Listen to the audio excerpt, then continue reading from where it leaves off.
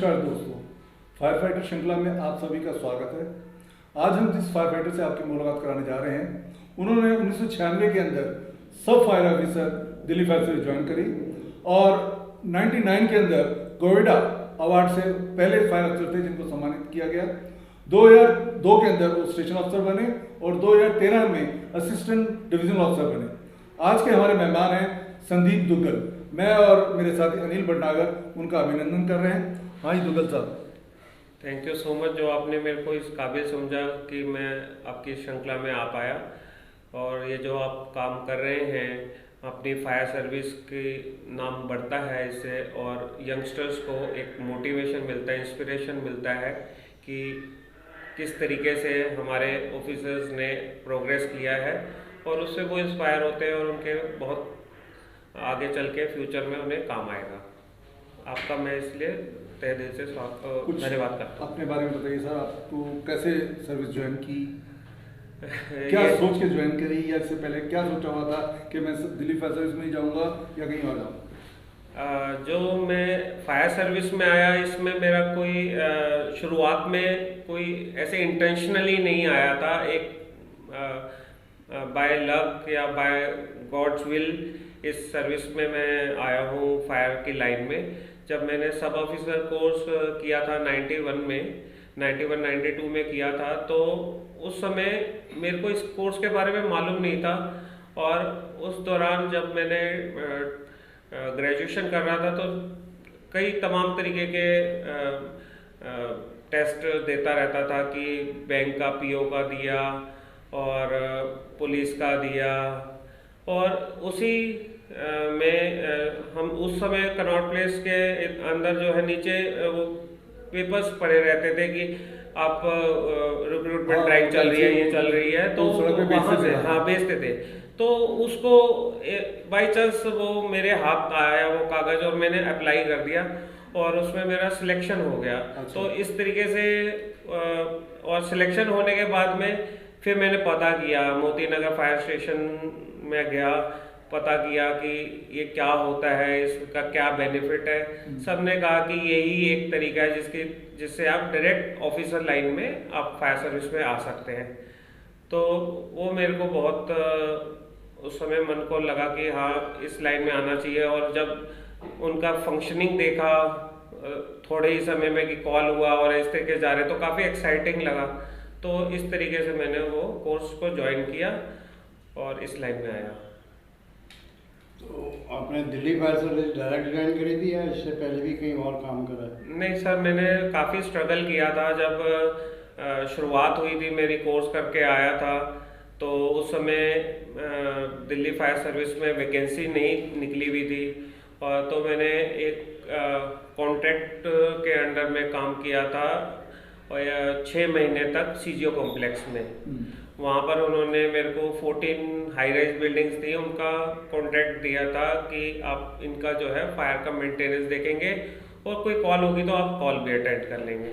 तो वहाँ से मेरी शुरुआत हुई। उसके बाद में 6 महीने करने के बाद में डेली लाइब्रेरी जाके हर ट्यूसडे को जो भी रिक्रूटमेंट के लिए आता था फायर सर्विस में, हर जगह अप्लाई करता रहता था।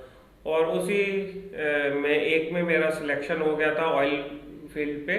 तो मैं त्रिवेणी ऑयल फील्ड ज्वाइन किया था मैंने। उसमें मैं 1 साल रहा, तो ऑयल वेल का मेरा एक्सपीरियंस था। फिर उसके बाद में एस्कॉर्ट्स में वैकेंसी खाली हुई, फिर एस्कॉर्ट्स में आया मैं। एस्कॉर्ट्स में मैंने 2 साल के करीब काम किया, और एस्कॉर्ट्स में काम करते करते दिल्ली फायर सर्विस में भी वैकेंसी निकली, तो उसमें मेरा सिलेक्शन हुआ। तो इस तरीके से दिल्ली फायर सर्विस में मैं आया हूँ। अच्छा, ये जो गोविडा अवार्ड था, इसके बारे में आपने क्या सोचा, ये करना चाहिए या गोविडा जो है? कभी अवार्ड के बारे में ये सोच के कोर्स के बारे में, हाँ, ये तो अवार्ड बाद में मिला। अवार्ड के इसके कोर्स के बारे में ये था कि हम शुरू से ही ये था कि इस फील्ड में जो भी मैक्सिमम क्वालिफिकेशन है वो हासिल करनी है। अच्छा। तो उसके लिए हम हमेशा कोशिश करते रहे। शुरुआत में एक्सपीरियंस कम होने की कम था हमारा, तो उसकी वजह से मेरे को ग्रेड आई में अपीयर होने का मौका नहीं मिला, और जैसे ही मेरी एलिजिबिलिटी पूरी हुई 97 में, तो मेरा फर्स्ट अटेम्प्ट में ग्रेड आई क्लियर हो गया था। फिर उसके बाद में सोचा कि अब इसके आगे क्या किया जाए, तो इंडिया में उस समय MI नहीं थी, IFE उस समय नहीं थी। अच्छा अच्छा। तो फिर एक ही ऑप्शन था कि UK से किया जाए। वो उस समय काफ़ी सबके मुंह पर रहता था कि ये बहुत प्रेस्टिजियस कोर्स है। तो मैं, चट्टोपाध्याय साहब और मुखर्जी साहब, हम तीनों ने मिलके मेहनत करते थे। अपने घर में बैठ के रात रात तक हम तैयारी किया करते थे। और मतलब फीस बहुत ज़्यादा थी, जैसे कि आपको मालूम है करीब 28,000 रुपये के करीब फीस थी। तो हाँ, तो उसमें ये था कि इतनी मेहनत करें कि दोबारा फीस ना देनी पड़े, कि पहले ही अटेम्प्ट में क्लियर हो जाए। तो इसलिए हमने पूरी मेहनत की, और हम तीनों का ही MI क्लियर हो गया था। अच्छा। और फॉर्चुनेटली उसमें मेरे नंबर ज़्यादा थे, तो और गोडाइवा अवार्ड जो है पूरे वर्ल्ड में 2 ही लोगों को मिलता है एक साल में। अच्छा। एक UK का कैंडिडेट होता है, एक रेस्ट ऑफ द वर्ल्ड का कैंडिडेट होता है। तो अच्छा। मेरे को रेस्ट ऑफ द वर्ल्ड के कैंडिडेट में MI में गोडाइवा अवार्ड मिला था। वेरी अच्छा। आप कुछ फायर के बारे में बताइए, कोई जिसमें आपको कोई मुश्किलें आई हो, या कोई ऐसी फायर जिसको आपको बुझाते हुए बड़ा अच्छा वो लगा हो कि हमने इसको किसी तरह कंट्रोल करना है?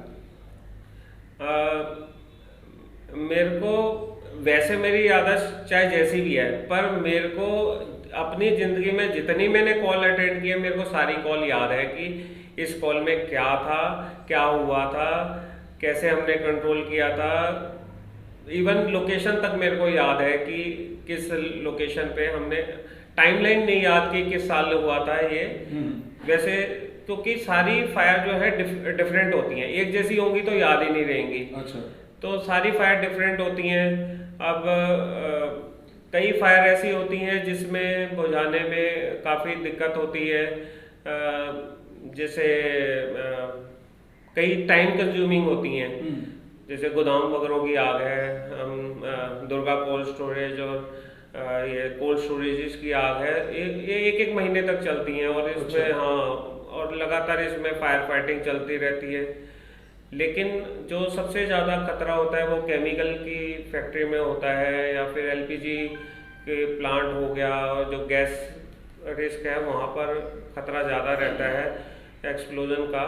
तो वहाँ पर जो है काफ़ी संभल के हमें फायर फाइटिंग करनी पड़ती है। तो वहाँ पर ही एक चैलेंज आया था, ऑयल के गोडाउन में आग लगी है, जो पवार साहब ने अपने कवर फोटो में भी डाला हुआ है, वो फोटो उस फायर पे मैं उनके साथ ही था। तो वो जो सडनली ब्लास्ट हुआ, उसमें हमने किस तरीके से अपनी जान बचाई और उसके बाद में फायर को कंट्रोल किया, तो वो चैलेंजिंग फायर थी। ब्लास्ट कैसे हुआ था? ओपन में वो था, केमिकल था, और उसको जो उसका टेम्परेचर उस पर पहुंचा, एक्सप्लोजन हो गया उसमें। अच्छा। उस समय कहाँ थे आप? हम लोग फायर फाइटिंग कर रहे थे, और सडनली अब इतना नज़दीक नहीं जा पा रहे थे हम, क्योंकि उसका हीट बहुत ज़्यादा था। अच्छा। तो मोस्ट प्रोबेबली कुछ उसको एयरेशन मिला, कुछ या तो बिल्डिंग कोलैप्स हुआ होगा, जिसकी वजह से उसे एयर मिला होगा, सडनली उसमें एक्सप्लोड हो गया होगा। मतलब प्रोबेबल है, क्योंकि हम बहुत नज़दीक नहीं थे, दूर थे। लेकिन जब वो फायर बॉल बना तो फिर अपना उसमें काफ़ी डिफिकल्टी होता है। दिल्ली फायर सर्विस सब अफसर ज्वाइन करा और आज ADO के रैंक पे पहुंच गए हैं। जी सर। इस ड्यूरेशन में जो आपने जो ट्रैवल करा, आपको दिल्ली फायर सर्विस ज्वाइन करने के बाद कैसा फील हुआ? यहाँ के अफसर्स, यहाँ का स्टाफ, यहाँ की पुलिस, और यहाँ से ड्यूरेशन क्या एक्सपीरियंस लिया? और एक कोई स्पेशल इंसिडेंट रेस्क्यू का या फायर का जो आप बताना चाहें? सबसे पहले तो मैं बहुत लकी रहा हूँ कि मुझे ऐसा स्टाफ मिला है कि जो मैंने अपनी फैमिली मेम्बर की तरह उन्हें रखा हुआ था। Very good.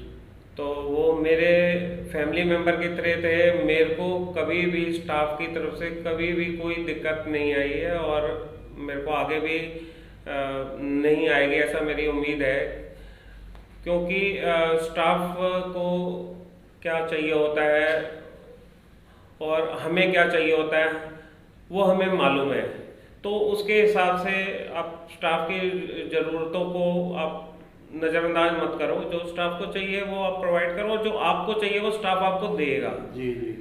तो इसी तरीके से मैं चला, सबको एक ही नज़र से मैं देखता था, कभी मैंने ये नहीं किया, भेदभाव नहीं किया। और उनके हर एक आदमी के समस्याएं होती हैं, उनको समस्याओं को समझता था मैं। और कभी इस तरीके की कोई परेशानी होती थी कुछ, उसको सहयोग करता था मैं। तो स्टाफ ने हमेशा मेरा सहयोग किया। अब क्या होता है, फायर फाइटिंग जो है ना इंडिविजुअल काम नहीं है, ये एक टीम वर्क है। और इसमें आपका टीम मजबूत होनी चाहिए, टीम को आपके ऊपर कॉन्फिडेंस होना चाहिए, आपको टीम के ऊपर कॉन्फिडेंस है, तभी आप सक्सेसफुल फायर फाइटिंग कर सकते हो। तो हमने इतना क्लोज निट हमारी फैमिली थी, जब कहीं पे भी रहा हूँ वहाँ मैंने कोशिश किया है कि उनके साथ में बहुत टाइट बॉन्डिंग हो मेरा। और वो मेरे को सहयोग करते हैं फायर पे, तो कभी ऐसा मेरे को दिक्कत आई नहीं, किसी भी समय नहीं आई। तो ऐसे कई इंसिडेंट हुए हैं जब मेरे को स्टाफ की ज़रूरत पड़ी हो। कई बार स्टाफ ने मेरे को बचाया फायर पे। मैं ट्रैप हो गया था करोल बाग में एक फायर पे। तो वो स्टाफ, मैंने आवाज़ लगाई, बालकनी में मैं फंस गया था और पीछे सारे रूम में आग थी। तो उन्होंने जिस तरीके से जितनी स्पीड से लैडर लगा के और मेरे को बचाया, तो वो उनको प्यार था और वो जो है वो मेरे काम आया। और मैं भी स्टाफ के लिए हमेशा खड़ा रहता था, कोई भी उनकी समस्याएं होती थी तो उनको सुलझा देते थे। नहीं, इसके फायर के अलावा आपने कोई और रेस्क्यू वगैरह? एक बड़ा टिपिकल रेस्क्यू था पीरागढ़ी का, मेरे को लगता है इंसिडेंट था कि उसमें एक एनिमल रेस्क्यू था, कुछ जंगली सुअर था। अच्छा। हाँ, वो नाले के अंदर ट्रैप हो गया था। अच्छा। और वो डर रहा था। एनिमल क्या डर जाता है जब फंस जाता है कहीं, और वो दलदल सा नाला था और उसके अंदर में हम उसे करीब 5-6 घंटे की मशक्क़त करते रहे कि निकल जाए। हमने जगह जगह से रोड को तोड़ के नाले के अंदर से उधर से उसको वेंटिलेट किया कि भाई ऐसे ना हो गैसेस बन रही हो, इसको कुछ वो हो, इस तरीके से 5-6 होल किए। उसके बाद में उसे बड़ी मुश्किल से हमने जो है अच्छा थोड़ा उसे डरा के कि पानी का धार मार दी, इधर आ जाए उधर आ जाए। तो काफ़ी वो टिपिकल रेस्क्यू था मेरे लिए। अच्छा अच्छा। 5-6 घंटे की मशक्क़त के बाद में उसे हमने रेस्क्यू किया था। ऐसा कोई और इंसिडेंट जिसमें आपने कोई कैजुअल्टी वगैरह निकाली हो, कुछ लोग फंसे हो उनको निकाला हो? कैजुअल्टी तो मतलब भगवान की दया से जो है मैं जहाँ जाता हूँ तो मेरा जो काम करने का तरीका ये होता है कि अगर मेरे को कॉल अर्ली मिली है तो वहाँ पर तो चांसेस नहीं होते हैं कि कोई आदमी कैजुअल्टी बने। अच्छा। तो उसे हम रेस्क्यू करते हैं। हमने एक 80 साल की लेडी थी कीर्ति नगर में, उसका जो है एक सलोचन मेरे साथ था फायरमैन, उसके साथ में हमने 80 साल की लेडी जो इमोबाइल थी और घर में आग लगी थी, और हम दोनों ने जाके उसे निकाल के लाए थे। तो वो मेरे को याद है कि वो जो है उनके जब बच्चे घर पे नहीं थे, जब आए तो वो कितनी दुआएं दी थी उन्होंने। तो इस ऐसे कई इंसिडेंट हुए हैं, बताना मुश्किल है लेकिन बहुत सारे ऐसे हो जाते हैं जिसमें। और एक जो रहता है कि कोशिश ये रहती है कि हमारा स्टाफ सेफ रहे। तो मेरा सबसे प्रायोरिटी ये रहती है कि जो मेरे साथ है तो उसकी सेफ्टी का मैं बिल्कुल खास ख्याल रखता हूँ। बिल्कुल। कि वो फायर पे उन्हें कुछ हादसा ना हो। अभी दिल्ली फायर सर्विस में काफ़ी नई जनरेशन आ रही है। जी जी। अलग अलग रैंक के ऊपर, तो आपको उनके लिए क्या सुझाव है नई जनरेशन के लिए? नई जनरेशन जिनको मैं मेंटर कर पाया हूँ, 59 बैच है, 60 बैच है, 61 बैच है, क्योंकि जब तक आप स्टेशन ऑफिसर लेवल पे रहते हैं, सब ऑफिसर पे रहते हैं, तो आपका बहुत क्लोज इंटरेक्शन होता है स्टाफ से। तो वो समय में मैं मैक्सिमम उनको मेंटर कर पाया। अब जो नए बैच आ रहे हैं उनको मैं जो है इतना क्लोजली नहीं है, जो मेरे साथ अटैच हैं पर्सनली, तो उनको तो मैं समझाता रहता हूँ और स्टाफ को कई बार मैं फॉलो इन करके उन्हें बताता रहता हूँ कि फायर पे क्या क्या आपको सावधानियाँ लेनी है।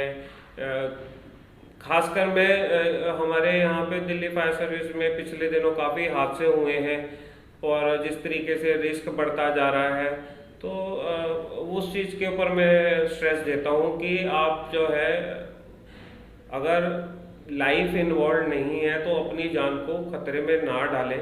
फायर फाइटिंग इस तरीके से करें कि आपकी जान को खतरा ना हो, ये सबसे इम्पोर्टेंट बात है। उसके बाद में आग को आपने बुझाना है विद प्रॉपर टैक्टिक्स। वो बताते हैं कि कैसे विंड डायरेक्शन का आपने क्या, इस तरीके से जो है मैं हर एक को जो भी मेरे कांटेक्ट में आता है उन्हें मैं गाइड करने की कोशिश करता हूँ। और संदेश यही है कि वो डिसिप्लिन मस्ट है। अगर डिसिप्लिन है तो आपकी फिजिकल फिटनेस सही रहेगी, फिजिकल फिटनेस सही रहेगी, आप हेल्दी रहेंगे, परफॉर्म सही कर पाएंगे। फाइटिंग का काम जो है एक कमजोर आदमी नहीं कर सकता, उसके लिए आपको साहस की ज़रूरत है, धैर्य की ज़रूरत, पेशेंस चाहिए। ये नहीं कि आप सोचो कि 1 घंटे में आग बुझ जाएगी, चीज़ टाइम लेती है। तो आपको वो चीज़ें जो है मैं इनको गुण जो है बताता हूँ कि ये गुण होने चाहिए आप में, ताकि आप जो है एक सक्सेसफुल फायर फाइटर बन सकें। और सबसे पहले एक अच्छा इंसान होना ज़रूरी है, तभी आप एक अच्छे फायर फाइटर बन सकते हैं। दुग्गल साहब, इसके अलावा आपकी क्या एक्टिविटी है, दिनचर्या क्या है, पूरे दिन में कैसे क्या करते हैं, कैसे स्टार्ट करते हैं, कोई गेम्स खेलते हैं, क्या करते हैं? मैं पहले बैडमिंटन खेला करता था, लेकिन अब जो है क्योंकि टाइम की शॉर्टेज रहती है जी, और जैसे जैसे आपका रैंक बढ़ता है आपके पास टाइम कम हो जाता है, तो उस हिसाब से मैं फिटनेस को प्रायोरिटी देता हूँ। स्पोर्ट्स नहीं खेल पाता क्योंकि उसके लिए टाइम नहीं होता, और उसके बाद ज़्यादातर समय ऑफिस में निकल जाता है मेरा। अच्छा, हमारी 8-9 आवर्स की जॉब रहती है, उसके बाद फायर ड्यूटी के लिए हम तैयार रहते हैं। 72 आवर्स ड्यूटी होती है और छुट्टी वाले दिन भी हमें काम करना पड़ता है, क्योंकि आजकल जैसे जैसे ये कंप्लाइंसेस की ज़रूरत है, टाइम बाउंड हो गया, सारी चीज़ें हो गई हैं, तो हमें विद इन टाइम फ्रेम में चीज़ों को ख़त्म करना पड़ता है, तो छुट्टी भी सेक्रीफाइस हो जाती है उसमें। तो ठीक है, लेकिन आज भी आपकी फिटनेस ऐसी है जी सर, ऐसी पहले दिन थी जब सर, आपने डीएफ में ज्वाइन करा था ऐसा अफसर। इट इज़ गुड, आपने बहुत अच्छा अच्छी फिटनेस रखी है आपने, बहुत थैंक अच्छा यू सर। maintain किया है। मैं कोशिश करता हूँ, क्योंकि और आगे भी ऐसे ही मेंटेन रखना, सर देखने में अच्छा लगता है। Thank you so much sir, आप ने इतना अप्रिशिएट किया। मैं अपनी तरफ से पूरी कोशिश करता हूँ सर। ये थे हमारे आज के fire fighter Sandeep Duggal, assistant divisional officer. इन्होंने अपने बारे में बताया कैसे फायर का मुकाबला किया, कैसे अपने स्टाफ को सेव किया, आने वाली जनरेशन को गाइड कर किया। और इन्होंने इसके अलावा ये हमारे फायर सर्विस अकेडमी में क्लासेस वगैरह भी लेते हैं ज़्यादा। तो यहीं पे हम उनसे इजाज़त लेते हैं। आने वाले वक्त में हम और फायर फाइटरों से आपकी मुलाकात कराएंगे। तब तक के लिए मैं और मेरे साथी अनिल प्रकाकर आपसे इजाज़त लेते हैं। जय हिंद। Thank you.